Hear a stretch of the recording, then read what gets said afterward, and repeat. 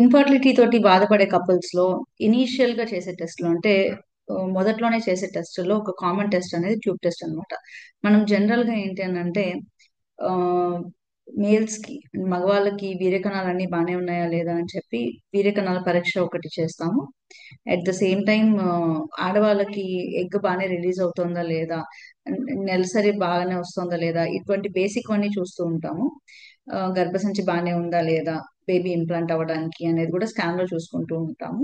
So అట్లానే one of the initial test ఏంటి అని అంటే ట్యూబ్స్ రెండు ఓపెన్ ఉన్నాయా లేదా అని చెప్పి ఫలోపియన్ ట్యూబ్స్ అన్నమాట. సో ఫలోపియన్ ట్యూబ్స్ అనేవి ఏంటి అని అంటే గర్భసంచికి అండాశయానికి మధ్యలో ఉన్న కనెక్షన్ అన్నమాట. సో ఇక్కడ నేను డ్రా చేస్తున్నాను చూడండి.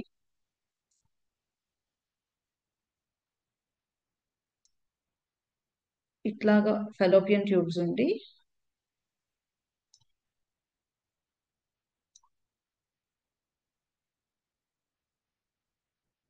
ఇట్లా ఇవి ఓవరీస్, ఇది యూటరస్. సో ఇది యూటరస్, ఇది ఓవరీస్, ఇది వెజైనా, ఈ రెండు ఫెలోపియన్ ట్యూబ్స్. సో అసలు ఈ ఫెలోపియన్ ట్యూబ్స్ అనేవి ఎందుకు ఇంపార్టెంట్? సో స్పర్మ్ యూటరస్ ద్వారాగా ట్రావెల్ చేసి, ట్యూబ్ ద్వారాగా ట్రావెల్ చేసి, ఓవరీస్ నుంచి బయటికి వచ్చే ఎగ్ ని లోపలికి వెళ్ళిన తర్వాత మీట్ అవుతుంది అనమాట. సో ఎగ్ స్పర్మ్ కలవాలి అని అంటే ఫెలోపియన్ ట్యూబ్స్ అనేవి ఓపెన్ గా ఉండాలి. అదే మనం ఈ వీడియోలో కూడా చూద్దాము.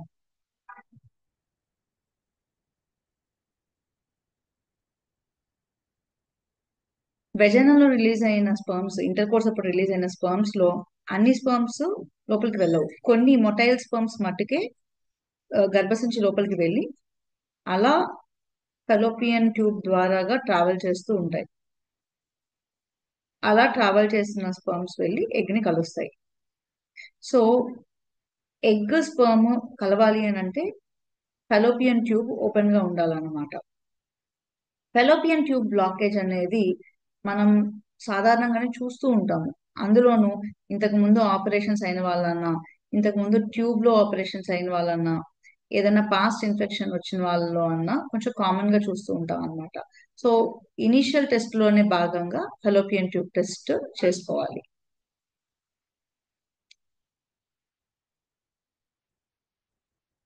చాలా రకాల టెస్ట్లు ఉంటాయన్నమాట. అంటే అందులో రేడియేషన్ తోటి కూడిన టెస్ట్ ఉంటుంది, రేడియేషన్ లేకుండా ఉన్న టెస్ట్ ఉంటుంది. ఇట్లా ఉన్న చాలా టెస్ట్లు ఏది బెటర్ అనేది మనం చూసుకోవాలన్నమాట.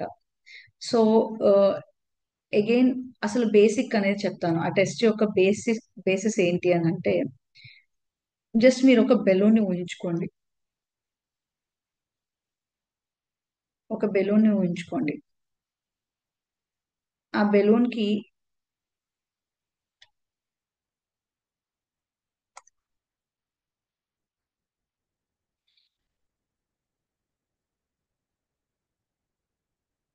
ఆ బెలూన్ కి ఒక రెండు పైప్స్ లాగా ఓపెనింగ్ ఉంది అని అనుకోండి.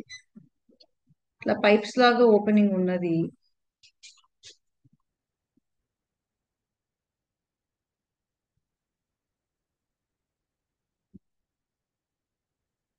వెళ్ళి ఇంకొక ఒక బ్యాగ్ లోకి ఓపెన్ అవుతుంది అనుకుందాం.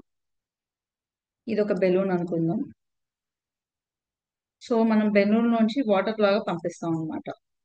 సో ఇట్లాగా పంపించిన వాటర్ జస్ట్ ఇటువైపు పడింది అనుకోండి. అంటే దాని మీనింగ్ ఏంటి? అట్లీస్ట్ ఏదో ఒక ట్యూబ్ అన్నా ఓపెన్ ఉన్నట్టు. ఇదైనా ఓపెన్ ఉండొచ్చు, ఇదైనా ఓపెన్ ఉండొచ్చు. ఏ ఒక్కటి ఓపెన్ ఉన్నా కూడా ఇక్కడి నుంచి నీళ్ళన్నీ అటువైపు వెళ్తాయి. కానీ మనకి ఎటు సైడ్ ఓపెన్ ఉందో కూడా తెలుసుకోవడం చాలా ఇంపార్టెంట్ అన్నమాట.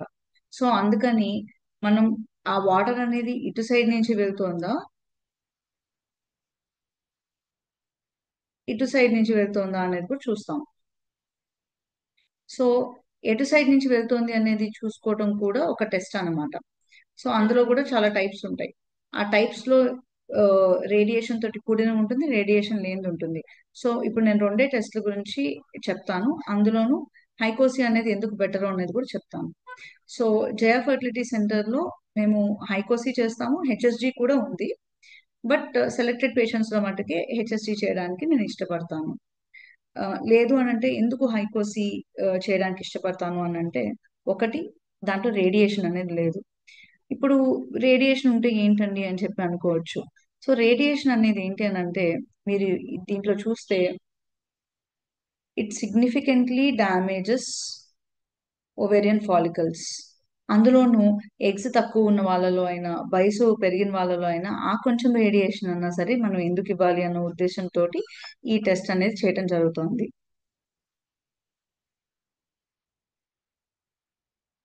సో హెచ్ఎస్జి అనేది ఏంటంటే హిస్ట్రో సాల్పింగోగ్రఫీ అన్నమాట. కానీ మీరు చూస్తే ఈ హెచ్ఎస్జి అనే టెస్ట్ లో ఎక్స్రేస్ అనేవి వాడతాం అనమాట. సో దాంట్లో కొంచెం చిన్న డోస్ ఆఫ్ రేడియేషన్ అనేది ఉంటుంది.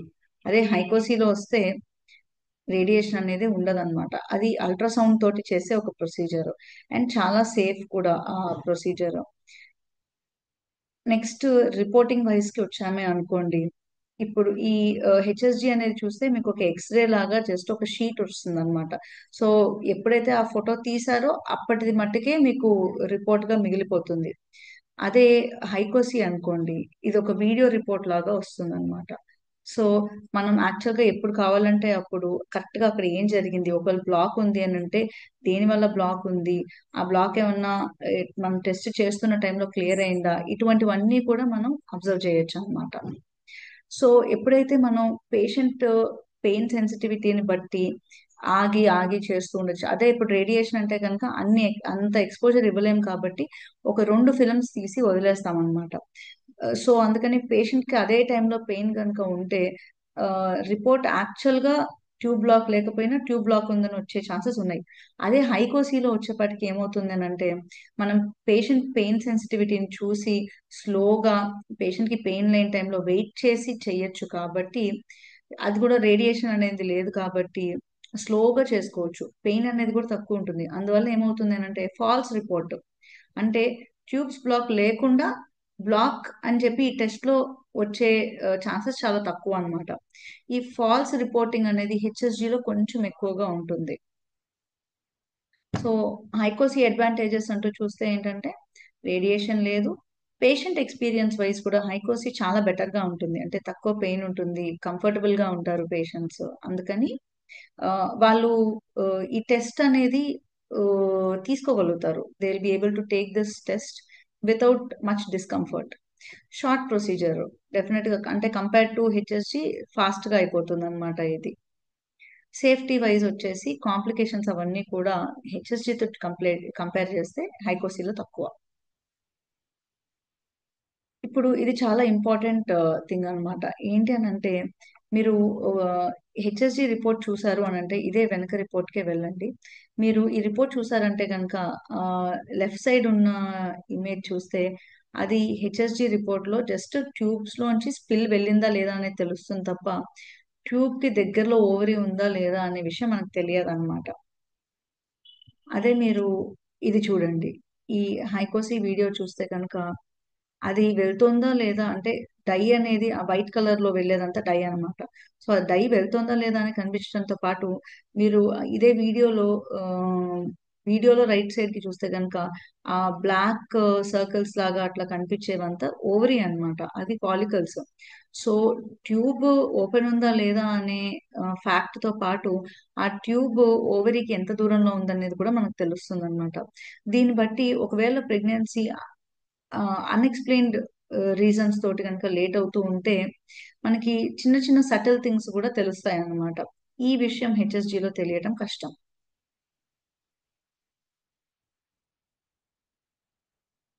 రిపోర్ట్ ఎలా ఉంటుంది? సో మీకు యూజువల్ గా వీడియో రిపోర్ట్ ఇస్తామన్నమాట. అంటే మీకు హ్యాండ్ రిటర్న్ రిపోర్ట్ తో పాటుగా ఈ వీడియో అనేది ఆ, మీ మొబైల్ కి పంపించడం జరుగుతుంది. సో అది మీరు వీడియో సేవ్ చేసుకొని పెట్టుకోవచ్చు. సో నార్మల్ అంటే కనుక ఇట్లా 2 సైడ్స్ ఓపెన్ ఉన్నట్టుగా, మీరు పైన చూసినట్టుగా ఇట్లాగా వైట్ గా వెళ్ళేదంతా సోనో డై అన్నమాట. దీంట్లో కూడా మీరు చూస్తే రెండు సైడ్స్ ఓపెన్ గా ఉంది. అందులోనూ ఓవరీకి దగ్గరలోనే ఆ స్పిల్ అనేది జరుగుతుంది అనమాట. సో ఇది కూడా ఒక నార్మల్ హైకోసియానే అన్నమాట.